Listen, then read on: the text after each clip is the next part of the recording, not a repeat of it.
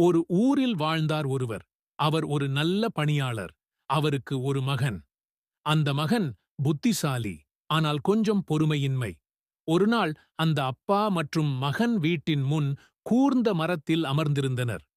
அப்பொழுது ஒரு குருவி பறந்து அந்த மரத்தில் அமர்ந்தது. அப்பா மகனை கேட்டார், "அது என்ன பறவை?" மகன் சொன்னான், "அப்பா, அது குருவி."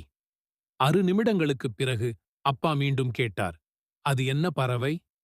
மகன் சற்றே கோபமாக, "அப்பா, நான் சொல்லியதல்லவா, அது குருவிதான்." அப்பா 3ஆம் முறை அதையே கேட்டார். இப்போது மகன் சத்தமாகச் சொன்னான், "நீங்க ஏன் அடிக்கடி அதையே கேக்குறீங்க? நான் சொல்லியதில்ல." அப்பா சிரித்தார். பின் உள்ளே சென்று ஒரு பழைய நாட்குறிப்பை கொண்டு வந்தார். அதில் ஒரு பக்கம் காட்டினார். அதில் எழுதப்பட்டிருந்தது, "இன்று என் மகன் 3 வயதாக இருக்கிறார். மரத்தில் ஒரு குருவி அமர்ந்தது. அவர் என்னை 21 முறை கேட்டார். அது என்ன? ஒவ்வொரு முறையும் நான் சந்தோஷமாகக் கூறினேன், அது குருவிதான்." மகனின் கண்களில் கண்ணீர் வந்தது. அவன் அப்பாவிடம் மன்னிப்பு கேட்டான்.